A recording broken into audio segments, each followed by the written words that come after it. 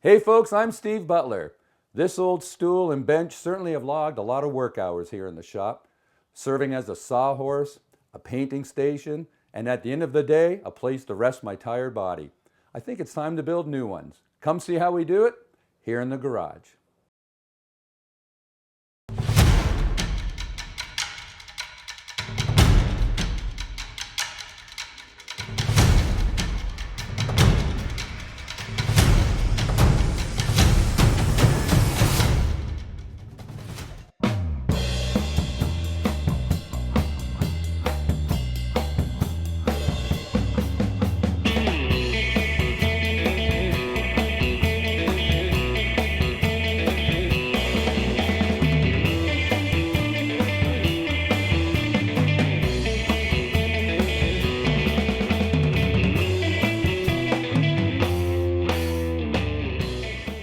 All right, let's look at today's projects.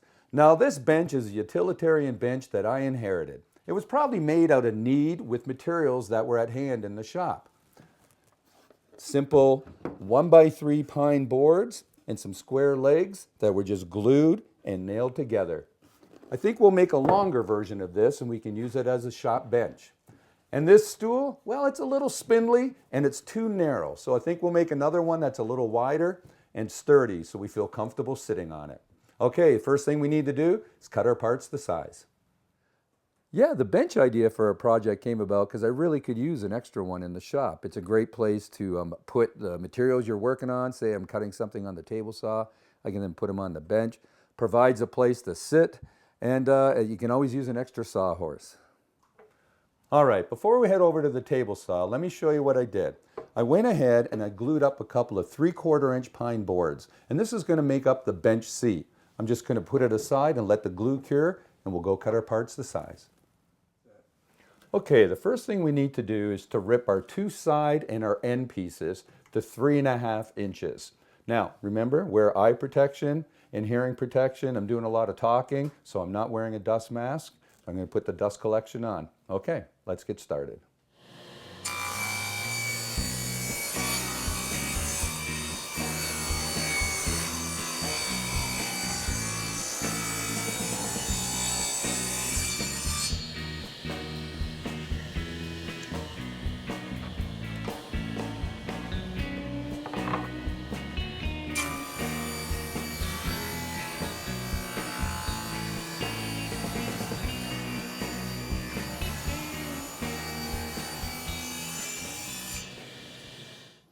There we go. Now we're just going to go and cross cut these to length.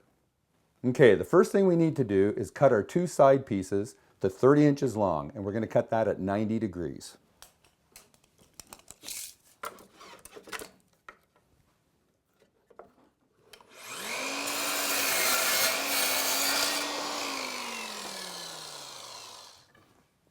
Okay, now I'm not even going to use my measure, I'm just going to use the first board as a template. Just going to lay it flush on top.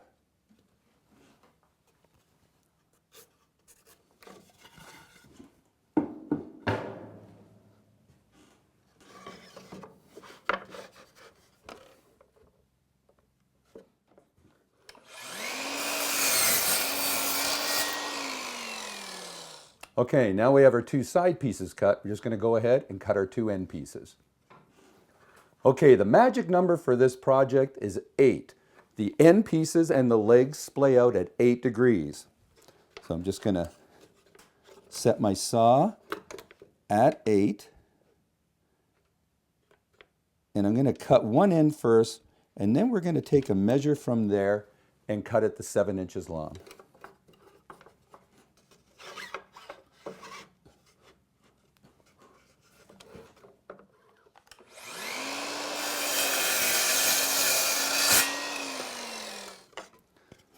There we go, we can see that angle. Now this is the offcut. I'm going to use that as a template to draw that angle. So I'm just going to measure 7 inches from the longest point, make a mark, and then use my template, get this flush until the end of it hits my pencil mark. You can see how that is. So now I just have to turn the saw in the other direction.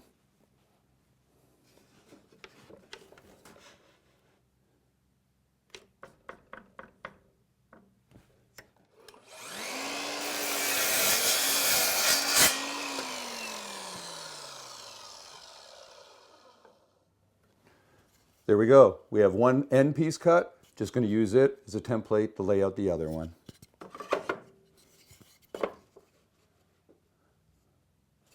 Line that up so it's flush.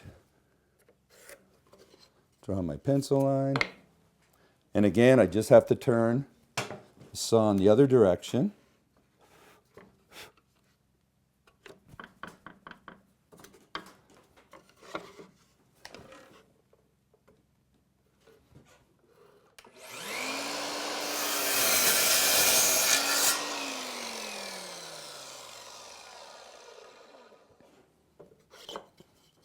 There we go. We have our two end pieces cut. We're just going to go ahead and cut our legs to length.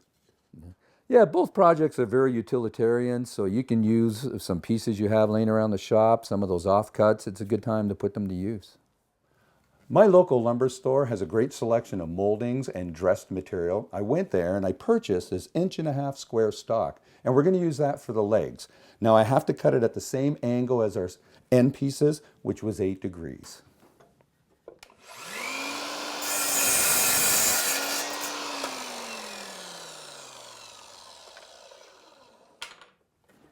Okay, I want to keep that same angle. Our legs are 19.5 inches long. I'm just going to slide this along, take a measure, and cut that, and continue and do the rest of the legs.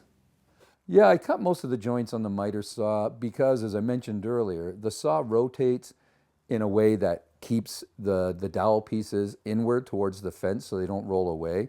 But what's important when you're cutting the chair parts, the angles, you have to make sure that it's lined up the same way every time, or you're going to get those angles wrong.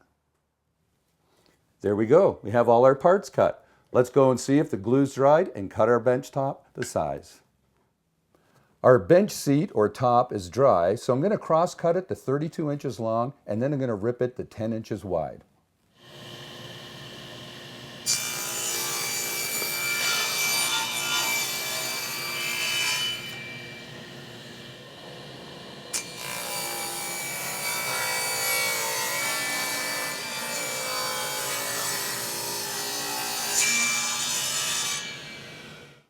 Okay, I think we're ready to go to the bench and assemble our bench.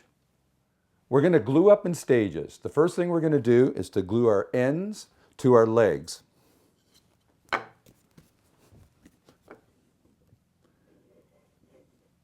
You don't need a lot of glue. Too much and you have to clean it up. Too little though, you don't want to starve the joint. So I'm just going to rub this a little. It creates a little friction.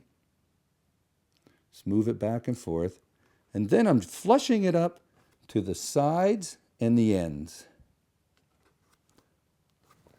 I'm just going to shoot some brad nails in here.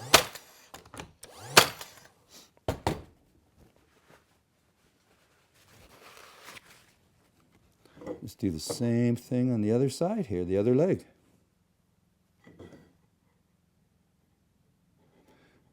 Again, just going to move it back and forth, creates a little friction, helps hold it in place.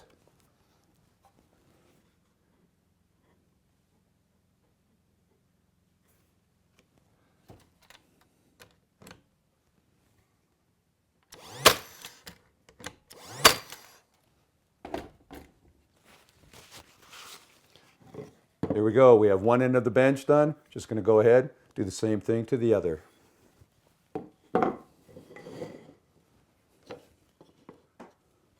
Double check, make sure your angles or your legs are turned in the right direction.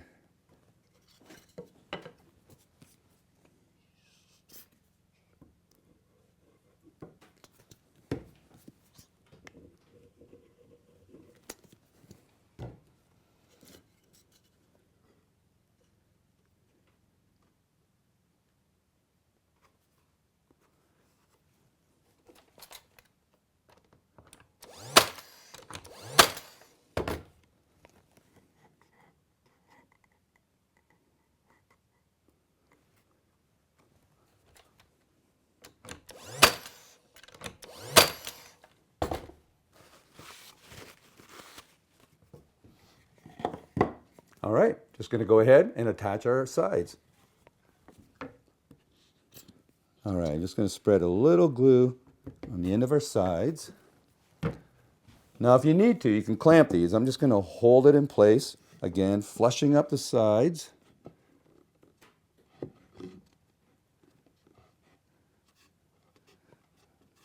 Make sure the bottom's level. Just a couple of brads. And I might come back to it later, throw some other nails in there. The brads basically act as a temporary clamp.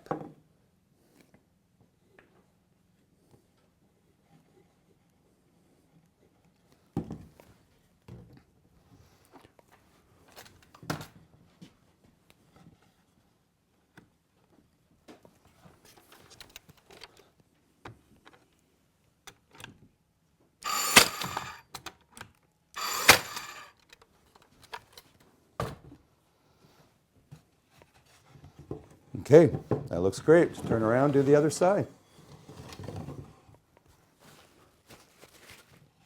Okay, there we have the base of our bench done. We're just going to let the glue dry, and then we'll attach our top. Okay, this worked out really well. Now, before I attached the top, I took a hand plane and I had to trim over the sides. And what I mean by that is when I attach the sides to the legs splay at the 8-degree angle, they create the point at top. So I had to create a level surface for the top to sit on. So I just took my hand plane and ran it along the sides to do that, to make it level. I then also added some heavier nails just to beef this up and make it a little more stout. Okay, let's go build a stool. I wanted to simplify the stool project as best I could because there seems to be something about making a chair or a stool that's very intimidating for the average woodworker. Okay, like the bench, I went ahead and I glued up the boards that are going to make up our stool seat. Now, this is a great project for utilizing those offcuts or pieces you have hanging around the shop. I used some tongue and groove, very thick pine flooring I had. So we're just going to wait till the glue dries. Let's go cut our pieces to size. Okay, the first thing we're going to do is cut our 4 stool stretchers. We need 2 at 10.5 inches and 2 at 12 inches. And I'm just using regular 3/4 inch hardwood dowel for the stretchers. Now, I like cutting them on the chop saw or miter saw because the blade rotates downward and into the saw fence, stabilizing that dowel piece, which sometimes can roll around and be a little difficult to cut. This saw also has this unique hold down mechanism, which really helps it out. So let's cut our 10.5 stretchers first. Make a little pencil mark.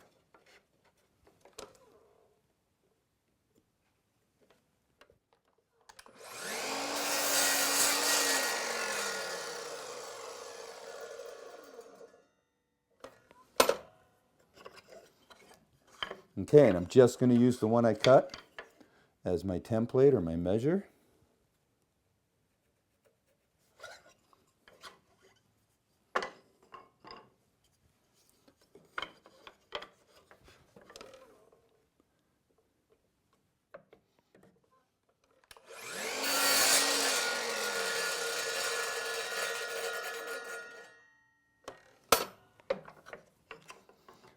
There we go. We have our 2 10.5 pieces cut. We're going to go ahead and cut our 12-inch stretchers.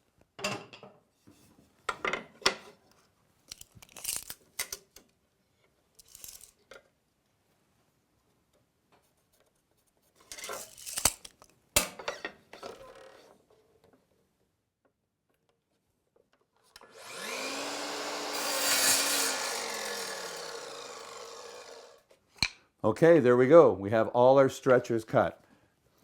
Okay, we just want to go ahead and cut our legs to 23 3/4 inches long.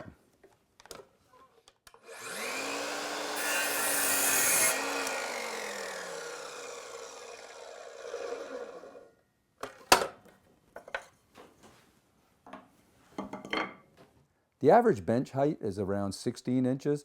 That stool I custom made to fit my workbench, and that's 24 inches.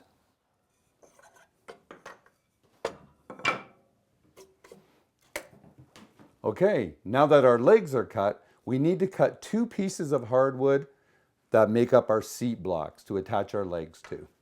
Okay, I took our seat blank out of the clamps, And now I'm going to cut it perfectly square. And the reason for that is I'm going to draw a line on the diagonals and find our center mark. Okay, let's get started.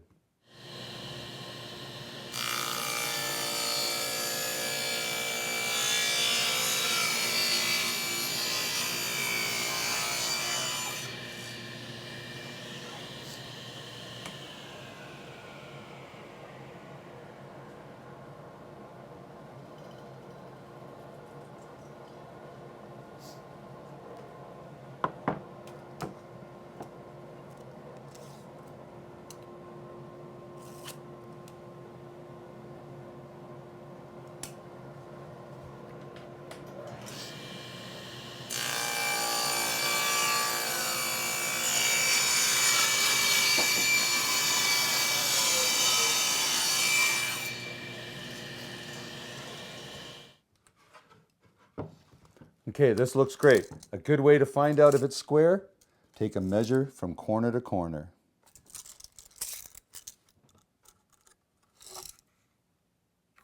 Perfect. Next thing we're going to do is draw a line, find our center mark, and then we're going to draw our seat circle. Okay, it's not high tech here. Remember, this is a seat just on a free-form piece of furniture, so if you're off a little, it doesn't matter too much. I'm just going to take a piece of wood as my straight edge and just draw a line corner to corner as best I can.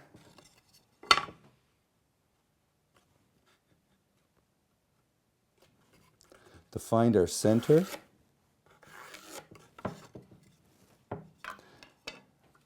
And then I'm going to take my high-tech compass. Just simply drilled a hole for my pencil to fit in. I measured 10 3/4 inches from the center of my drill hole to where I have my nail. And I'm just going to use that as best I can. Line it up in the center. Tap it in. And there we go. Trace our seat blank.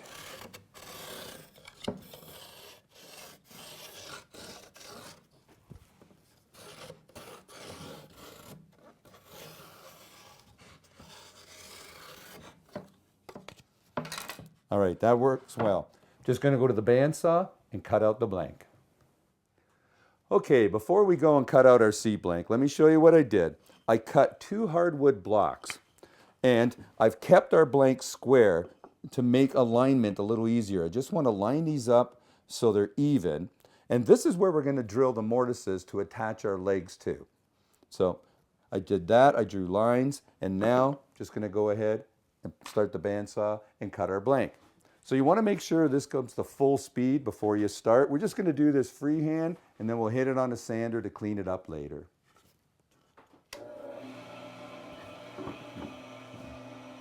Now you don't want to expose too much blade. If about 1/4 inch above your workpiece, if you're in doubt, thickness of a pencil.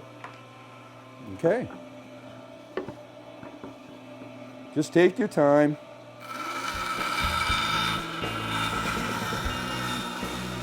Another thing you want to make sure, get the tension tight on your blade. You don't want it wandering too much.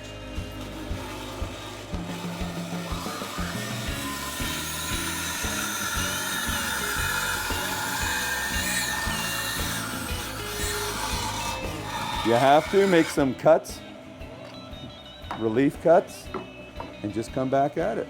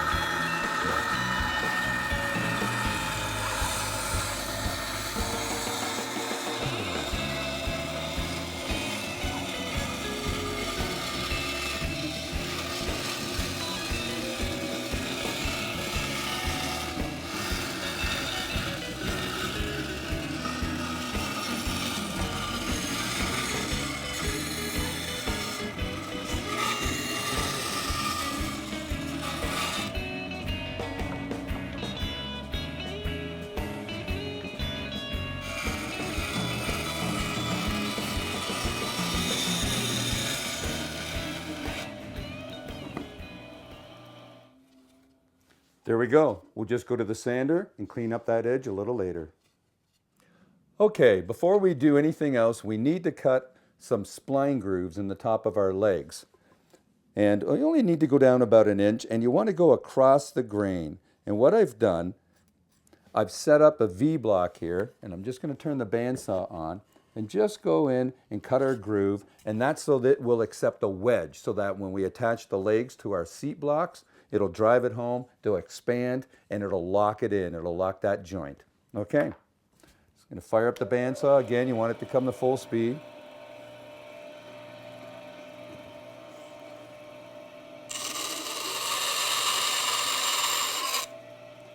I'm just going to open this up a little bit more.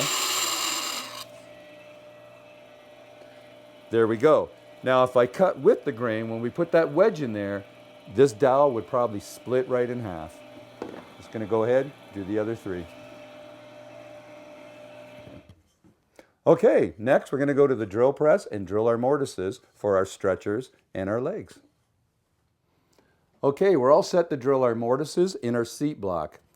Before we do, I happen to have a magnetic angle finder, and it just sits on the drill press table, and it tells me what angle it is. If you don't have one of these, you could use a protractor, or what I do is I put a piece of dowel in the chuck, and then also the offcut from our leg, I center that, and then I take my bevel gauge, and I can sight in a straight line right down with this flush on the table to tell me that I have it set properly. I'm just going to switch this out for my Forstner bit, and we'll go ahead and drill those mortises in the blocks.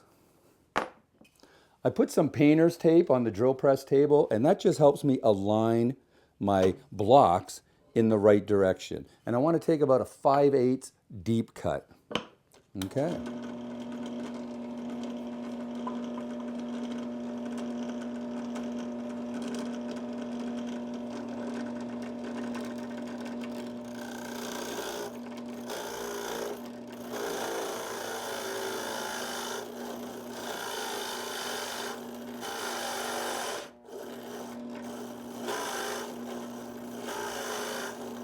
You want to clear this as you go, get the chips out.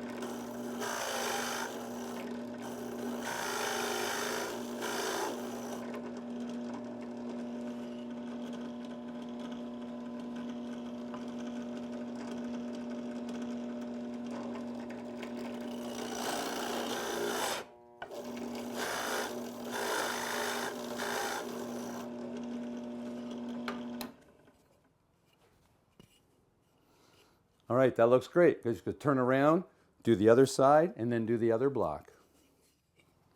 All right, that looks great. We're just going to set up and drill the holes in our legs. All right, we're all set to drill our mortises for our stretchers. Before I do that though, I line up my legs and I put a little orientation mark on there. It just helps me align them in the end. Another thing, I take a level, I've got my legs set into the seat blocks. I set them where I want them, I make sure it's level at the top, and then I'll measure and make a mark where my first mortise for the stretcher is going to go, and I'll attach a scrap of wood, and I make sure it's level, and just make another mark. Then I'll measure down on the other side, now that I know it's all level, and mark out for those stretchers. Okay, let's start drilling our mortises.